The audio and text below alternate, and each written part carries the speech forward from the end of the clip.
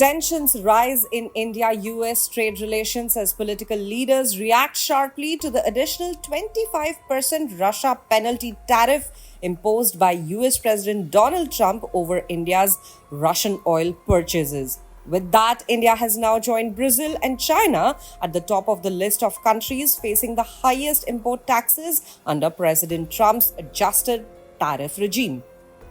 Congress leader Rahul Gandhi has come down heavily on the US, calling Trump's move to impose a 50% tariff on Indian exports as economic blackmail. In a strong message, Rahul warned PM Modi not to let what he called his weakness override the interests of the Indian people. On social media platform X, Rahul wrote Trump's 50% tariff is economic blackmail, an attempt to bully India into an unfair trade deal. He also wrote, India, please understand the reason PM Modi cannot stand up to President Trump despite his repeated threats is the ongoing US investigation into Adani.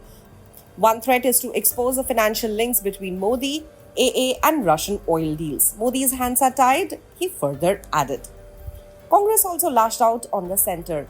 MP Shashi Tharoor said it would make Indian goods unaffordable in the American market and accused the United States of double standards, pointing to continued US imports from Russia and special treatment given to China. There are various things they're importing from Russia, but there is unfortunately a certain double standard involved.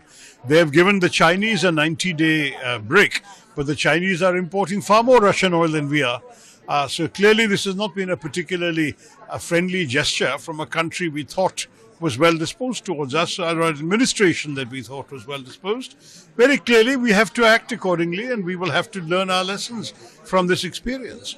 I think there is certainly a likelihood there will be some pressure within India now to impose comparable reciprocal tariffs on American exports to India. So I think we're going to have to really start looking at other trading partners much more in these circumstances.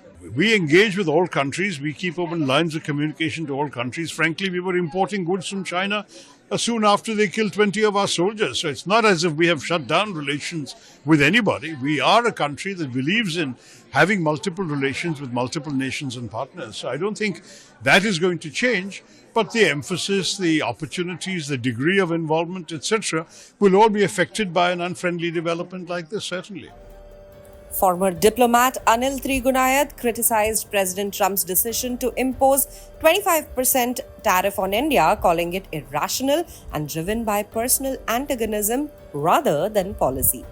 I think he's continuing on this irrational path. And this is driven by a certain kind of a personal antagonism, more than any reasonable negotiation, discussion or policy. They can do very little to Russia. They have not much leverage over them because they don't have much trade. So they've been trying to put the countries that are doing trade with Russia in a much higher bracket. Meanwhile, though the RBI governor Sanjay Malhotra said today US tariffs won't significantly affect India's economy and ruled out major retaliatory measures. As of now, we don't see a major impact of this unless we have retaliatory tariffs and so on and so forth, which I really do not foresee.